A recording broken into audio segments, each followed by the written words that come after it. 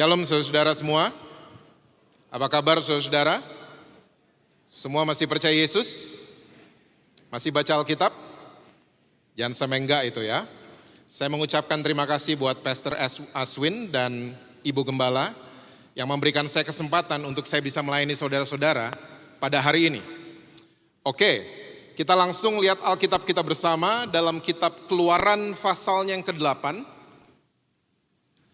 Ayatnya yang ke-27 dan ayat yang ke-28. Keluaran pasalnya yang ke-8, ayatnya yang ke-27 dan ayatnya yang ke-28. Alkitab catat begini. Kami harus pergi ke padang gurun 3 hari perjalanan jauhnya untuk mempersembahkan korban kepada Tuhan Allah kami seperti yang difirmankannya kepada kami.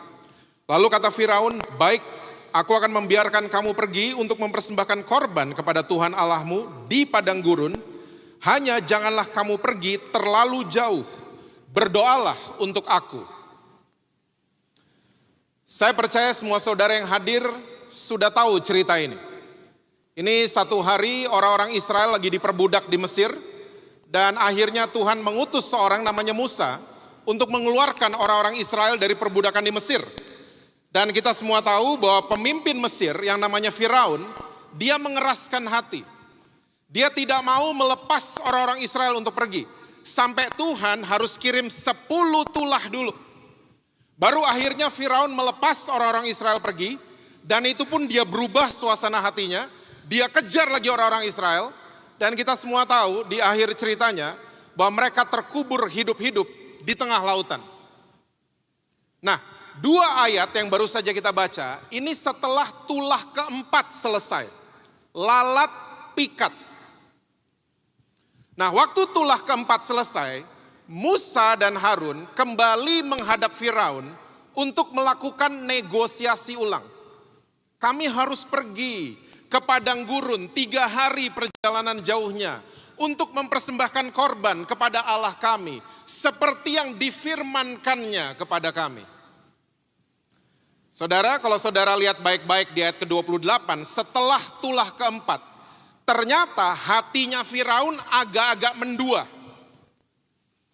Karena Firaun jelas mengatakan, baik, aku akan membiarkan kamu pergi untuk mempersembahkan korban kepada Tuhan Allahmu di padang gurun. Tapi hanya, ya saudara tahu pengertian kata tapi atau hanya punya pengertian membatalkan kalimat sebelum. Kata tapi muncul untuk membatalkan kalimat sebelumnya. Hanya apa? Janganlah kamu pergi terlalu jauh, berdoalah untuk aku. Saudara, tanpa kita sadari, sampai hari ini saya mau yakinkan saudara, iblis itu gak takut waktu saudara memutuskan datang di kebaktian pagi hari ini. Iblis gak takut sama saudara. Iblis gak takut sama kita semua waktu kita memutuskan untuk melayani Tuhan. Saudara mau datang kebaktian 3 kali dalam hari ini, iblis juga gak takut sama saudara. Karena sampai hari ini, iblis masih bisikin kita semua seperti Firaun bicara buat Musa.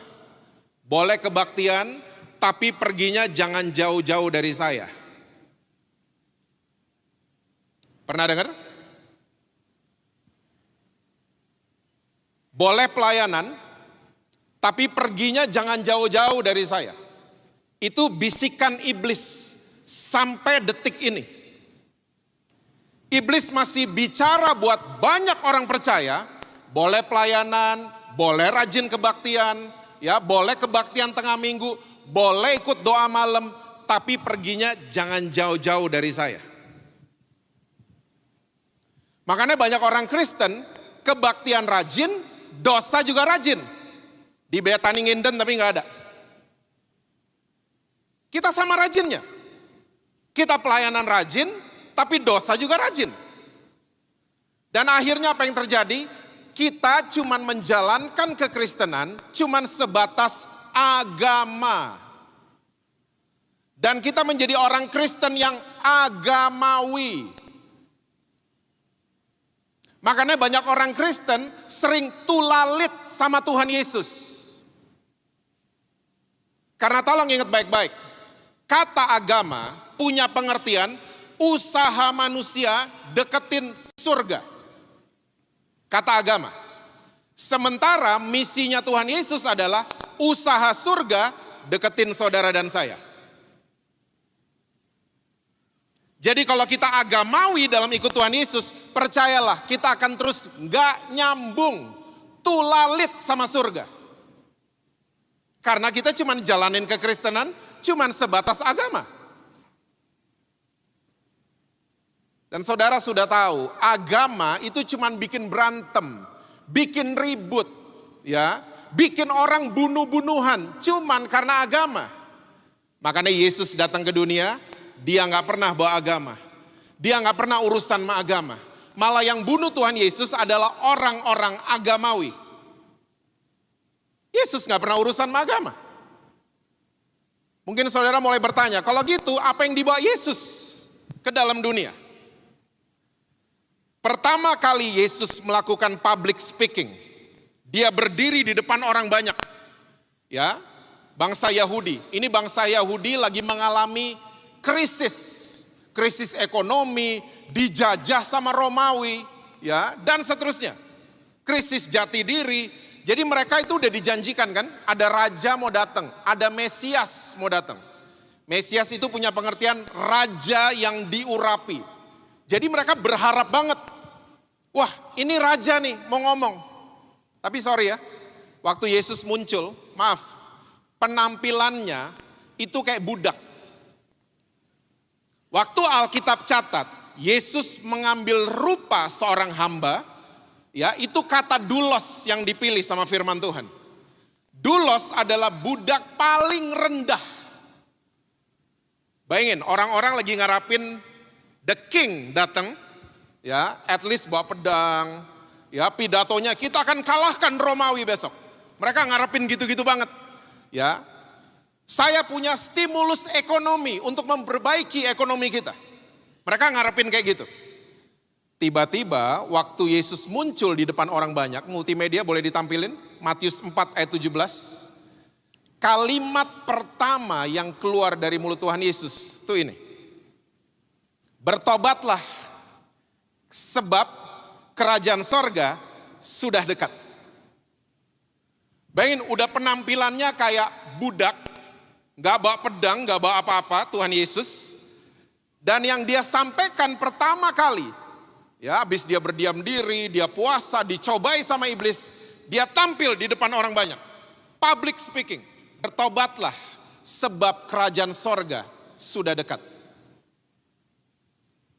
Ternyata bangsa Yahudi lagi susah, malah disuruh bertobat.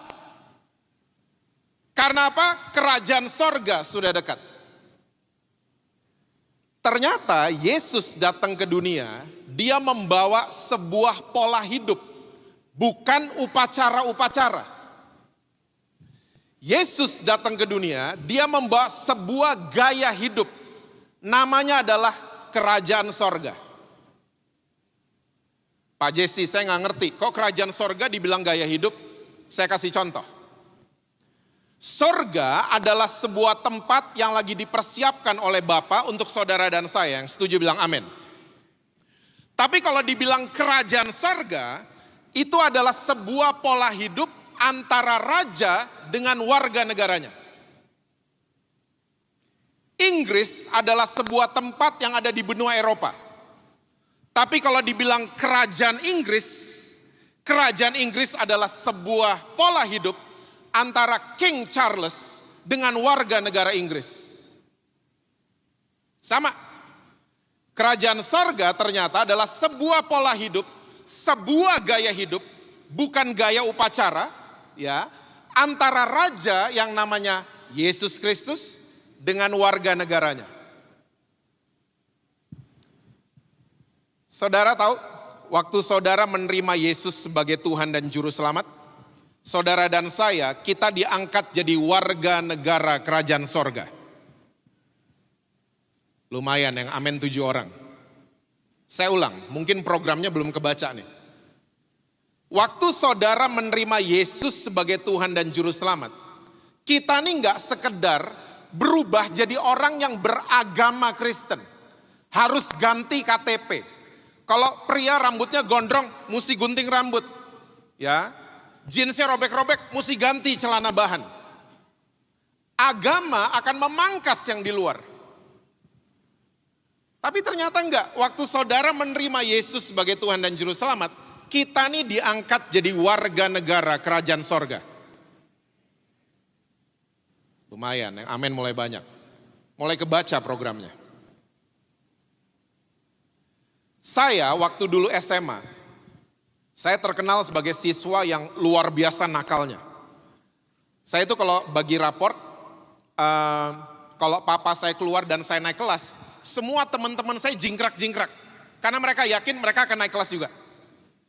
Karena saya selalu ranking 1 tapi dari bawah, bukan dari atas. Ya. Nah, saya kalau terima raport, nilainya tuh kebanyakan merah semua. Yang bagus cuma 2, olahraga sama tata negara. Saya seneng banget sama pelajaran yang namanya tata negara. Sampai hari ini masih ada, judulnya doang yang dirubah jadi PKN. Pendidikan Kewarganegaraan. Nah, tata negara, biasanya kalau pelajaran lain Jesse Lantang tuh bolos biasanya. Ya, kalau bolos zaman sekarang matiin kamera. Kalau bolos zaman dulu mesti naik tembok. Oke, keluar dari gedung sekolah.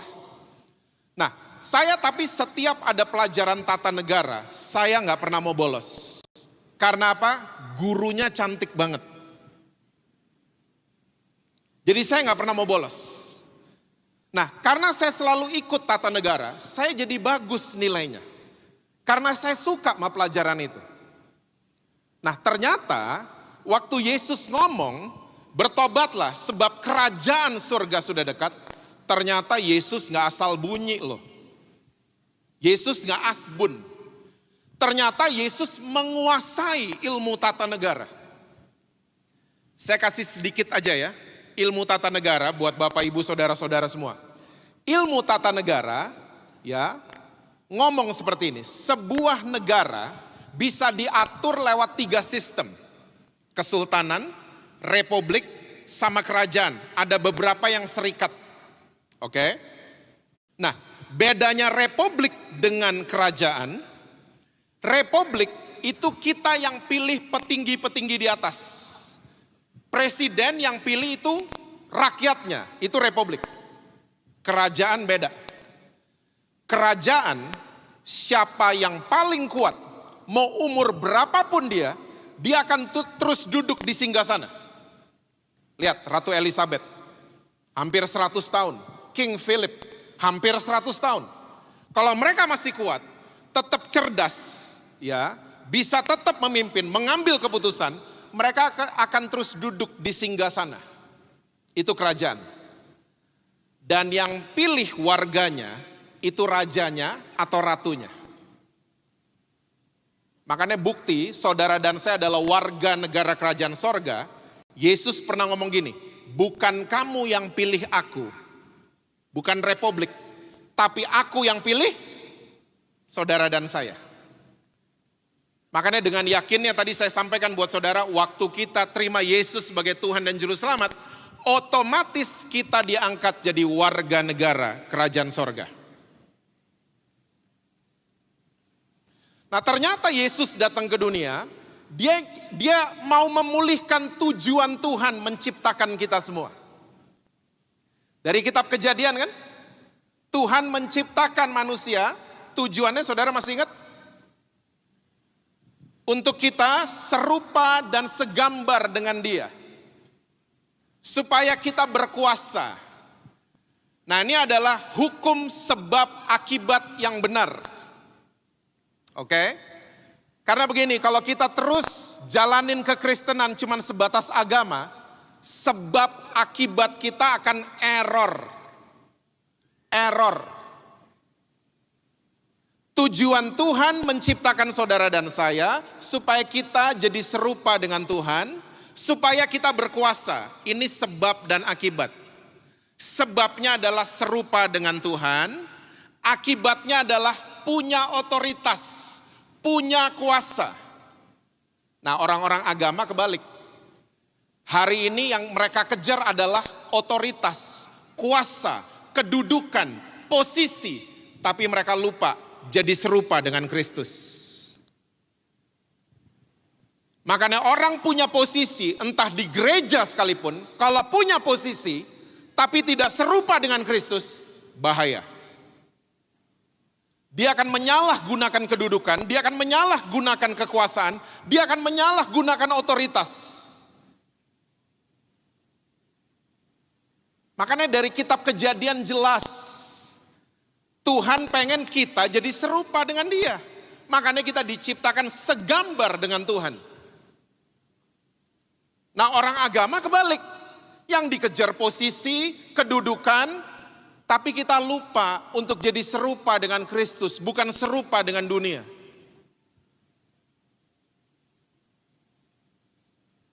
Apalagi di kitab Kejadian, Allah memberkati mereka. Masih ingatlah saudara ayat-ayat ini. Allah memberkati Adam dan Hawa. Di saat Adam dan Hawa nggak ngerti gedung gereja itu apa. Mereka nggak ngerti pelayanan itu apa. Tapi Allah sudah memberkati mereka duluan. Supaya mereka menghidupi rencana Tuhan. Menaklukkan bumi. Sebab akibat kan? Sebabnya adalah berkat Tuhan. Akibatnya adalah kita menghidupi rencana Tuhan. Orang agama ngomong sebab akibat beda. Kamu layani Tuhan dong, nanti diberkati. Berkat itu bukan akibat. Berkat adalah sebab. Belum kebaca programnya ya. Masih error. Kita akhirnya jadi jelek motif kita. Kita datang pelayanan, datang ke kebaktian, ngejar berkat. Padahal kita harus punya kesadaran, Tuhan sudah memberkati saudara dan saya. Kita ada nafas di hidung, kita survive dari pandemi. Kita masih sehat sampai hari ini. Itu semua karena berkat daripada Tuhan buat saudara dan saya. Sadar dong, sadar. Berkat bukan materi. Berkat bukan uang. Yesus gak punya uang. Makanya Yesus bandingin dirinya sama uang. Minta sama Yesus yang Tuhan punya. Apa yang Tuhan punya? Langit dan bumi, emas. Makanya anak Tuhan mintanya emas. Mulai pinter. Jangan minta duit. Karena kalau kita cari kerajaan sorga dan kebenarannya, mengejar keuntungan rohani, jangan khawatir, jasmani akan mengikuti. Semua yang baik akan mengejar saudara dan saya. Sadar kita udah diberkati duluan. Sadar. Nah, ini prinsip kerajaan. Kerajaan akan selalu mengajarkan ini. Alkitab saudara dan saya akan selalu bilang hal-hal seperti ini. Allah memberkati mereka. Makanya semua Yesus pengen pulihkan. Semua berita-berita yang dia bawa, dia ingin memulihkan rencana awal daripada surga untuk manusia.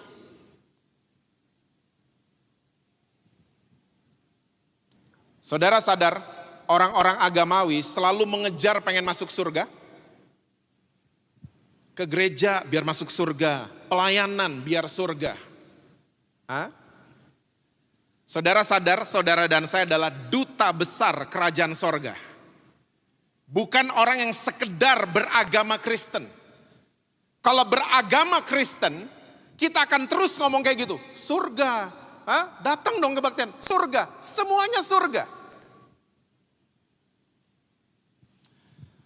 Saya pernah berapa tahun lalu, saya datang ke kedutaan Amerika di Jakarta. Waktu ngantre di luar, itu Jakarta banget. Ya, busway, bajai lewat, ya, security yang jaga di luar orang Indonesia. Ya, namanya saya masih ingat tuh, Yono gitu. Orang Indonesia. Tapi waktu nomor paspor saya dipanggil masuk ke dalam, saya masuk ke kedutaan Amerika. Saya kaget. For a little while, Untuk sementara waktu, saya merasa saya sudah di Amerika. Kenapa? Karena burung di dalam dengan burung di luar beda. Burung di luar Garuda, di dalam burung elang, lambangnya Amerika. Di luar bajai, busway, dan lain sebagainya. Di dalam mostly American cars, mobil-mobil Amerika, Ford, dan lain sebagainya. Dan tentu orang-orang di dalamnya kebanyakan orang Amerika, bukan orang Uganda. Security-nya 2 kali saya gedenya.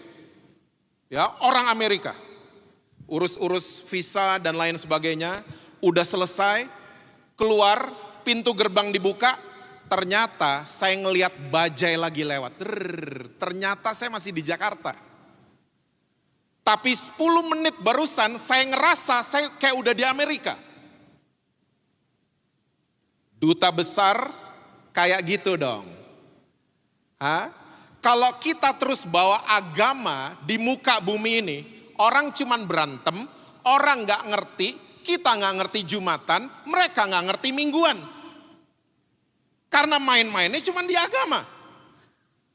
Kita gak akan ngerti satu dengan yang lain. Tapi waktu kita sadar, saya duta besar. Tiba-tiba tetangga saudara ke rumah saudara, mereka ngomong gini, kok di rumah kamu enak ya? Saya ngerasa sukacita, saya merasa damai, kok stres saya hilang? Karena apa? Ada atmosfer yang berbeda, namanya kasihnya Tuhan Yesus.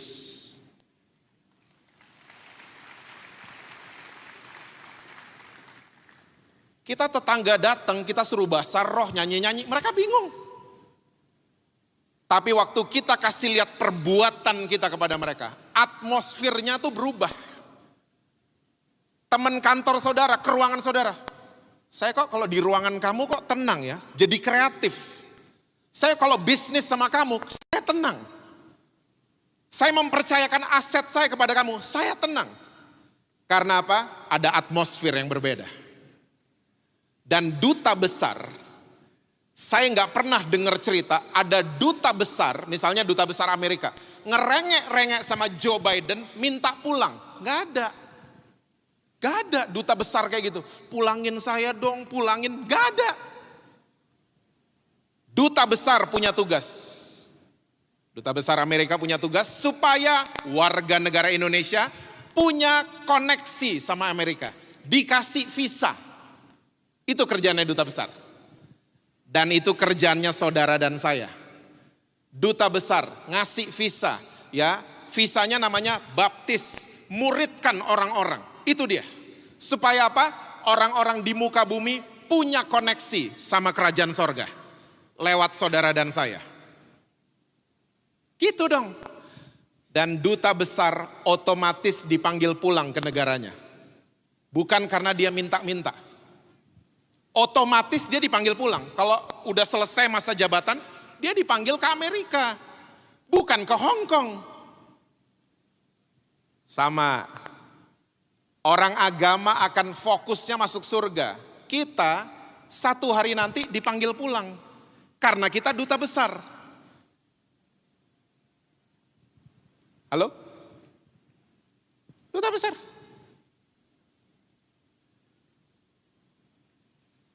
Kasih atmosfer yang berbeda. Jangan kasih atmosfer agama, orang gak ngerti. Kasih lihat kasihnya Tuhan Yesus dimanapun saudara berada.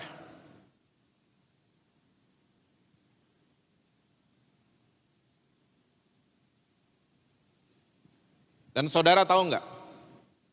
Semua kerajaan yang ada di muka bumi, semua pajaknya tinggi semua. Kakak saya, ya di atasnya Billy itu tinggalnya di Belanda. Dia kalau cerita soal pajak sampai pusing. Aduh, pajak di sini karena Belanda tuh kerajaan. Inggris itu kerajaan, pajaknya tinggi semua. Ya, banyak penyanyi-penyanyi Inggris sampai pindah, nggak mau tinggal di Inggris. Setahu saya, kerajaan yang pajaknya paling rendah cuman satu, kerajaan sorga, 10%.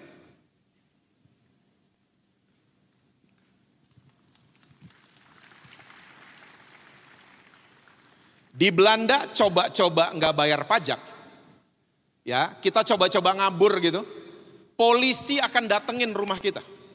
Dan mereka punya otoritas untuk masuk ke rekening bank kita, disita dengan semua denda-dendanya.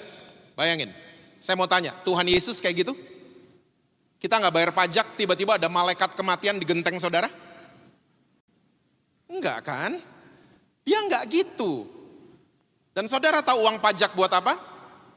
Uang pajak untuk bangun hal-hal yang kita nggak mampu buat.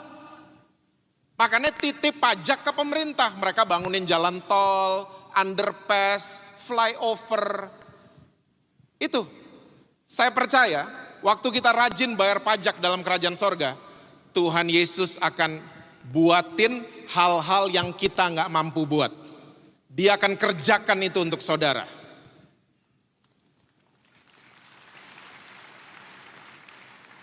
Ikutin aja prinsip kerajaan. Jangan hidup jadi orang agamawi. Ikutin prinsip kerajaan sorga.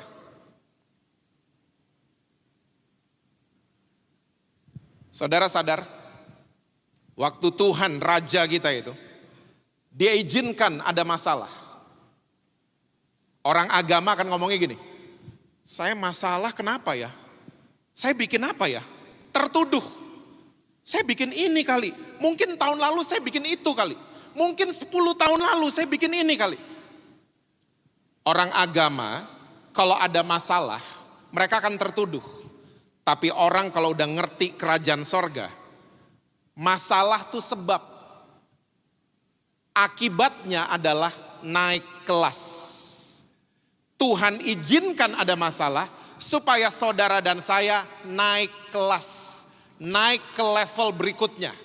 Ujiannya adalah masalah. Makanya kalau ada masalah, mengucap syukurlah. Oh, belum kebaca nih programnya. Ini pertanyaan klasik. Teh kalau dimasukin gula manis gak? Enggak, dia manis kalau diaduk. Dia diguncang baru dia manis. Sama, kalau Tuhan izinkan ada guncangan, bukan Tuhan jahat. Tapi Tuhan ingin mempermanis hidup saudara dari sebelumnya dan dari sebelumnya.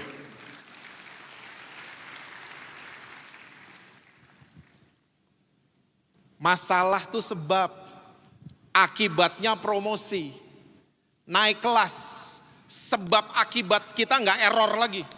Kalau ikutin prinsip kerajaan.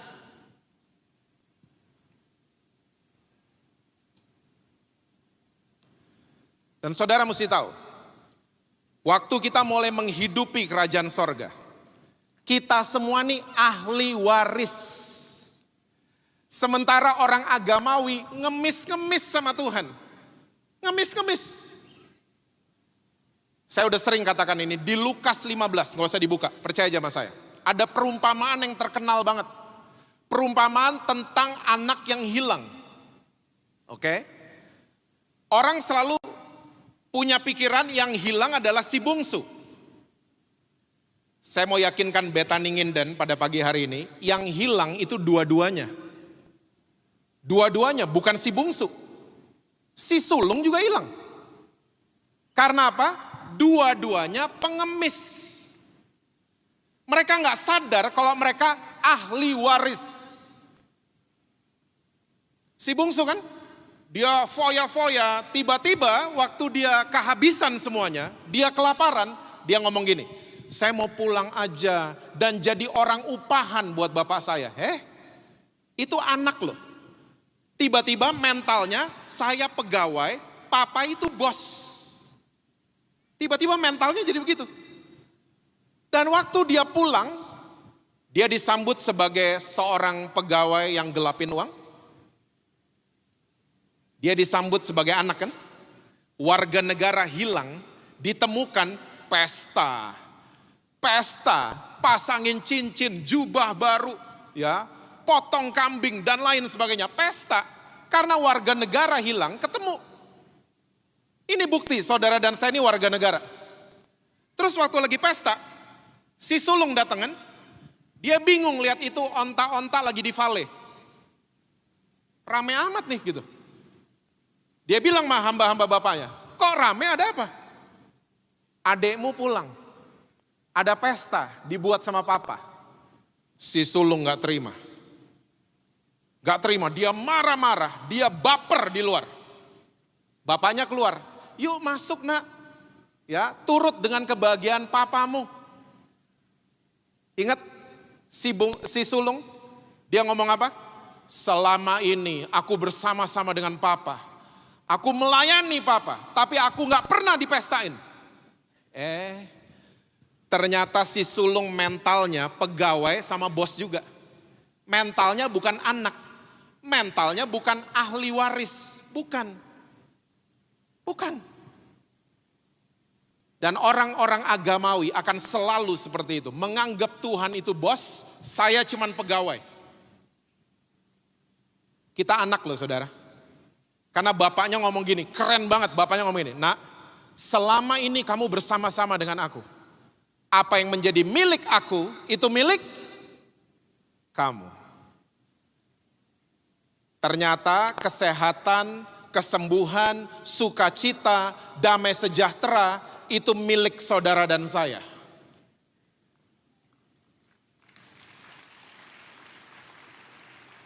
Gak usah ngemis-ngemis dong. Tinggal dinikmati. Saya berdoa supaya Bethany dan punya karunia menikmati. Kita nih anak, bukan pegawai, ahli waris. Saudara dengar menikmati, muka-mukanya masih banyak yang bingung. Menikmati apa ya Pak? Suami saya pergi 20 tahun gak pulang sama perempuan lain. Saya menikmati apa?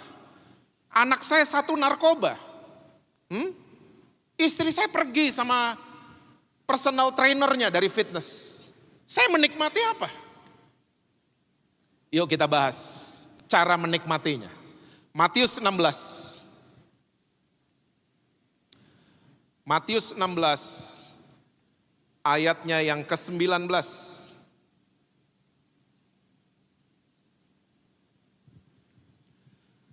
Matius 16, ini Yesus lagi berbicara soal gereja. Ayat 19, kepadamu akan kuberikan kunci kerajaan sorga. Apa yang kau ikat di dunia ini akan terikat di sorga, dan apa yang kau lepaskan di dunia ini akan terlepas di sorga. Kita udah sering membaca ayat ini. Ya. Dan Alkitab terjemahan bahasa Indonesia ini sulit dimengerti. Boleh terus ditayangin multimedia? Sulit. Ya, Yesus lagi ngomongin kunci, tiba-tiba kalimat berikutnya itu tali-talian, ikat mengikat. Ya, kolerasinya tuh di mana? Hubungannya di mana? Kunci sama ikat mengikat. Nah, saudara, kalau saudara punya Alkitab bahasa Inggris versi New Living Translation, NLT, adakah di multimedia? Kalau ada boleh ditayangin. New Living Translation, NLT.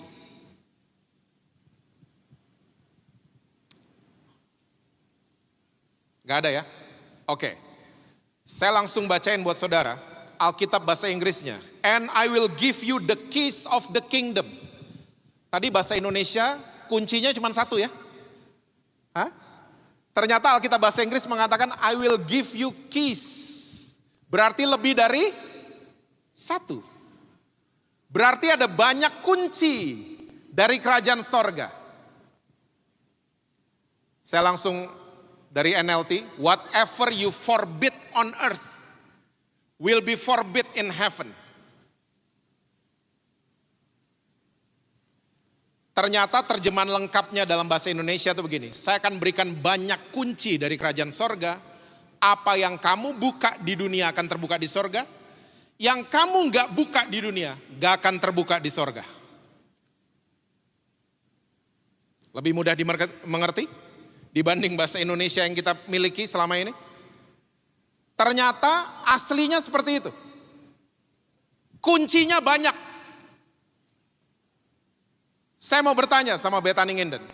Orang kalau lagi dikasih kunci, sebenarnya dia lagi dikasih apa? Orang kalau lagi dikasih kunci, dia lagi dikasih otoritas. Otoritas, kepercayaan. Mobil kita, STNK, pemiliknya kita. Tapi waktu kita kasih kunci mobil ke driver kita, siapa yang punya otoritas sama mobil kita? Driver, bukan kita. Terserah dia mau diapain tuh mobil, terserah dia. Kita nggak bisa mantau dia, nggak bisa. Saudara ke kebaktian, ya, sertifikat rumah saudara atas nama saudara. Tapi waktu saudara kasih kunci rumah ke asisten rumah tangga saudara, yang punya otoritas itu ART. Bukan saudara waktu saudara lagi di sini. Yang punya hidup kita siapa? Tuhan kan? Tapi waktu dia kasih kunci-kunci kerajaan sorga, kita lagi dikasih otoritas sama dia. Dan ingat baik-baik, semua kunci ada di tangan saudara dan saya. Dan hidup kita itu serba ada kunci dan pintu. Yesus sudah pesan, apa yang kamu buka akan terbuka, kamu tidak buka gak akan terbuka.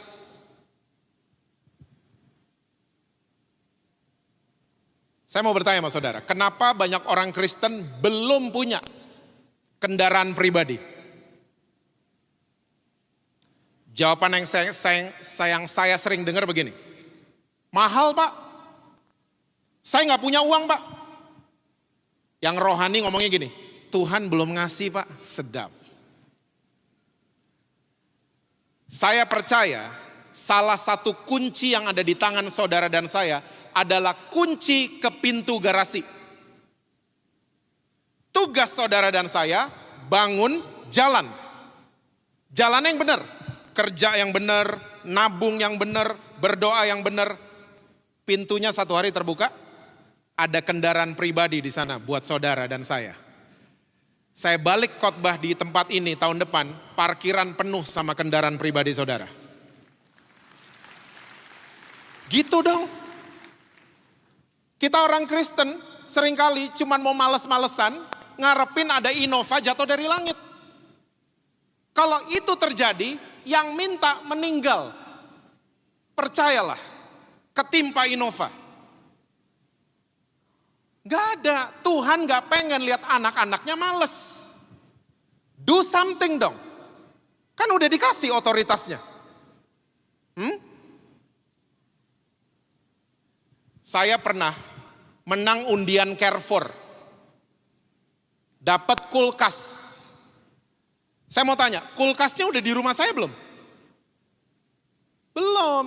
Saya mesti ke Carrefour. Terus ngapain sampai Carrefour? Kalau langsung ngambil ditangkap satpam pasti saudara. Saya mesti klaim, sayalah pemenangnya. Saya Jesse Lantang, saya pemenangnya, pemenang kulkas. Kulkasnya dianterin sama mereka ke rumah. Karena saya menang undian. Kalau kita ngomong tiap hari, gak punya uang, mobil mahal, ya pakai rohani lagi, Tuhan belum ngasih, gak datang-datang. Klaim, sambil jalan ke pintu garasi, klaim, saya lebih dari pemenang, saya ditolong sama Tuhan, kerja yang benar, nabung yang benar, itu kendaraan pribadi akan datang di garasi rumah saudara. Jangan males. Apapun yang ada di muka bumi ini, semua ada pintunya, semua kita punya kuncinya. Dan tolong ingat baik-baik, ada pintu-pintu yang kelihatan di depan mata kita, ada pintu-pintu yang tidak kelihatan. Pintu yang kelihatan banyak kan, pintu mobil, saya berharap saudara semua punya kuncinya. Ya, pintu lemari, semua punya kuncinya, pintu rumah itu kelihatan semua. Tapi ada pintu-pintu yang gak kelihatan sama kasat mata kita. Saudara mau tahu apa? Pintu hati sang istri gak kelihatan. Pintu hati sang suami gak kelihatan. Pintu hati anak-anak gak kelihatan. And the good news is, kabar baiknya adalah kita punya kunci-kuncinya.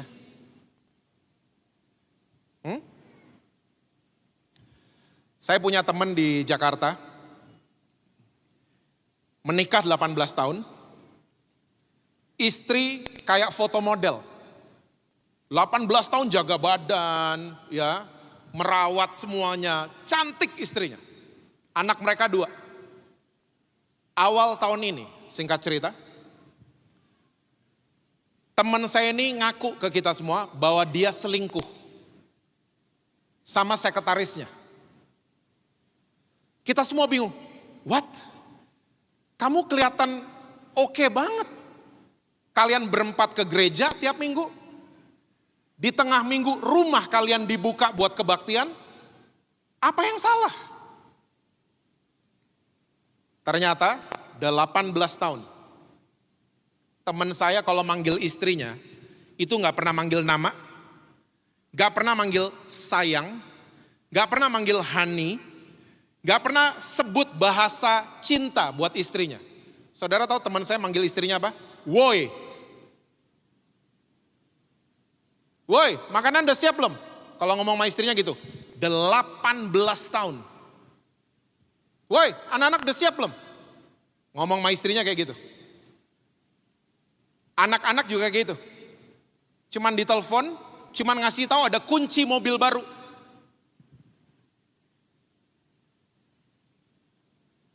Waktu ketemu dengan kita, dia menangis sejadi-jadinya, dia menyesal sejadi-jadinya. Dia sadar dia salah selama 18 tahun. Tahun ke-18 istrinya ada reuni SMA. Ya. Ketemu pacar SMA. Muji ini istri, kamu cantik banget sekarang. 18 tahun gak pernah dipuji. Tiba-tiba mantan pacar, reuni SMA, muji wanita ini. Kamu cantik banget, kelepek-kelepek. Karena kunci untuk membuka pintu hati sang istri cuma satu. Hai suami-suami, kasihilah. Gitu? Gitu kan? Bukan hai suami-suami, jadi gantenglah. Hai suami-suami, six pack lah. Gak gitu. That's not the key. Itu bukan kunci. Kunci satu-satunya untuk membuka pintu hati sang istri. Hai suami-suami, kasihilah istrimu dan jangan kasar sama dia.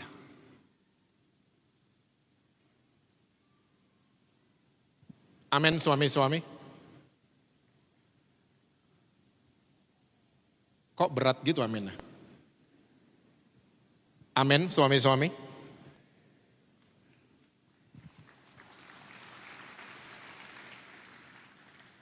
Sayang dong sama istri.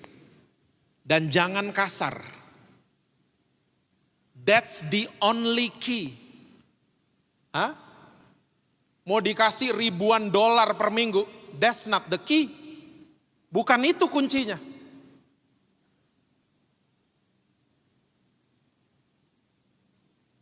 Istri ke suami. Apa kuncinya? Hai istri-istri, merahin rambutmu. Enggak kan? Mau merahin rambut enggak apa-apa. Hah? Silakan, but that's not the key. Kuncinya cuma satu. Hai istri-istri, tunduklah sama suami. Ya, saya bukan bicara kalau suami datang pada gini ya. Halo Pak. Bukan gitu ya. Tunduk dari sini, dari dalam. Tunduk sama suami. Jangan pernah banding-bandingin suami sama orang lain. Tunduk. Orang tua ke anak-anak. Wah ini paling ini nih. Paling nih ini. Karena 25 tahun saya melayani anugerah Tuhan. Ini paling banyak nih. Orang tua datang, Pak doain anak saya. Saya selalu dalam hati gini. Emang kalau saya doain anaknya berubah gitu jadi baik? Enggak. Ini salahnya salah dikunci sama pintu. Kita paksain kunci di pintu yang salah. Kuncinya cuma satu, hai orang tua, jangan bangkitkan amarah di hati anak-anakmu. That's it. That's the only key. Gak ada kunci yang lain.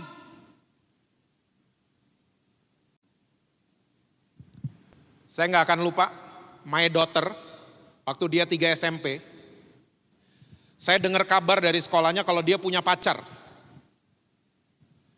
Saya nih papanya gak terima, papa-papa gitu kan.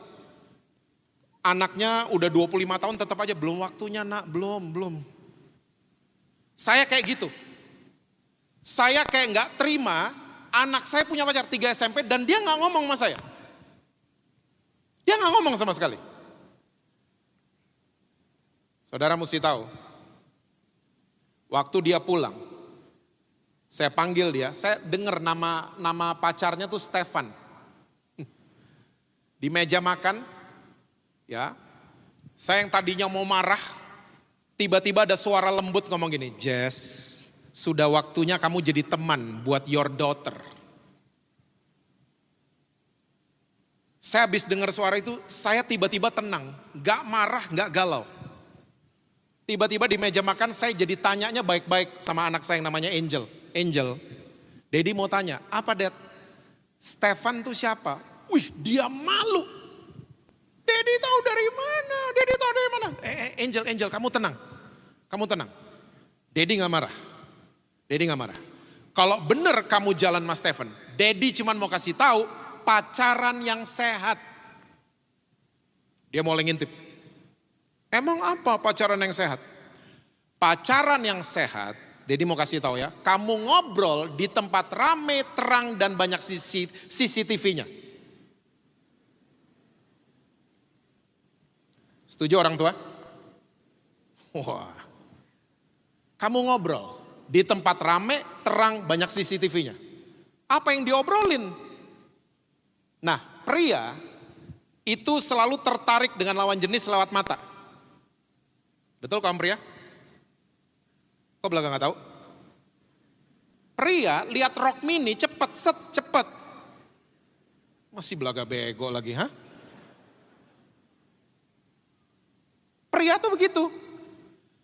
Makanya pria kita harus bilang sama Tuhan, Tuhan tutup bungkus mata saya dengan kuasa dari Yesus. Dan pria selalu pakai pikiran. Oke, apa aja pakai pikiran. Wanita beda. Wanita tertarik dengan lawan jenis itu bukan lewat mata. Wanita lihat pria pakai rok mini semini apapun gak tertarik. Mereka geli malahan. Karena wanita tertarik dengan lawan jenis lewat telinga. Waktu dia duduk ngobrol mereka tertarik. Makanya banyak wanita jatuh dalam dosa karena ketipu. Dari Taman Eden, ketipu. Wanita itu gak pakai pikiran, pakai perasaan. Nah ngobrol agendanya itu tuker pikiran dan tuker perasaan. Sampai saudara sudah menikah 30 tahun sekalipun tetaplah ngobrol. Apa isi ngobrol? Tuker pikiran sama tuker perasaan. Banyak suami-suami suka marah kan? Kamu mikir gak? Istrinya gak ngerti. Enggak. Yang kamu pikirin apa? Drakor. Istri-istri juga banyak yang marah. Kamu tuh punya perasaan gak sih? Istri-istri suka gitu kan? Kamu punya perasaan gak? Kamu ngerasa gak? Enggak. Karena kita pria, kita gak ngerti. Ngertinya gimana? Kalau ngobrol. Bangun itu semenjak pacaran. Sampai sekarang ngobrol. Kedekatan akan sehat.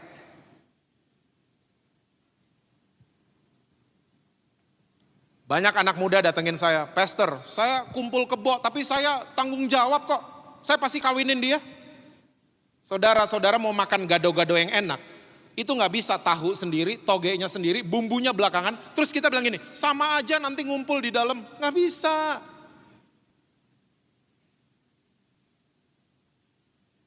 ngobrol, bangun kedekatan yang sehat. Saya ngomong sama Angel. Angel bingung. Jadi Daddy gak apa-apa aku sama Stephen. Gak apa-apa.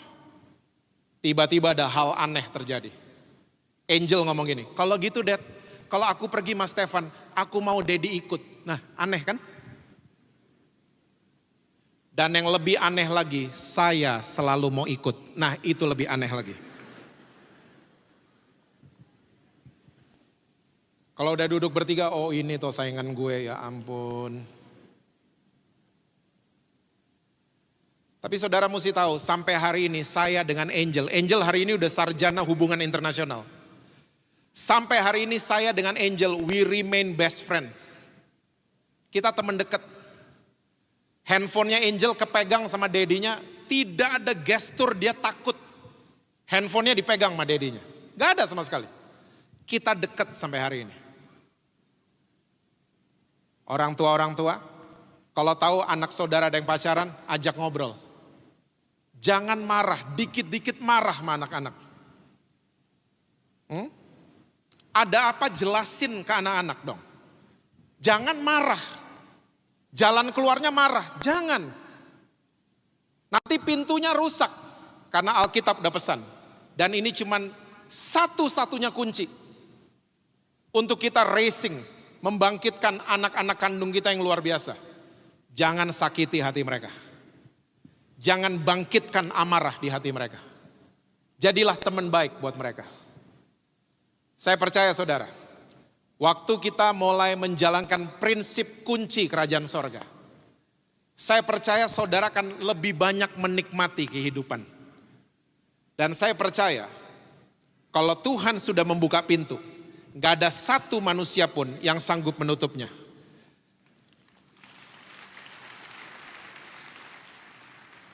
Jangan duduk-duduk aja. Mulai pergunakan kepercayaan yang Tuhan kasih buat kita.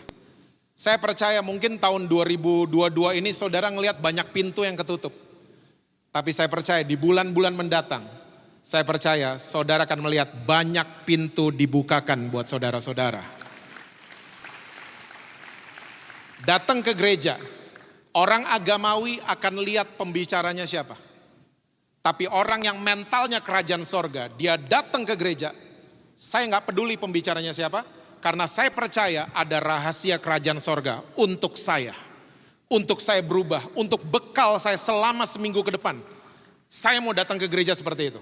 Dan iblis, saya mau beribadah sama Tuhan, kamu jauh-jauh dari saya, karena saya adalah ciptaan yang dekat dengan pencipta saya.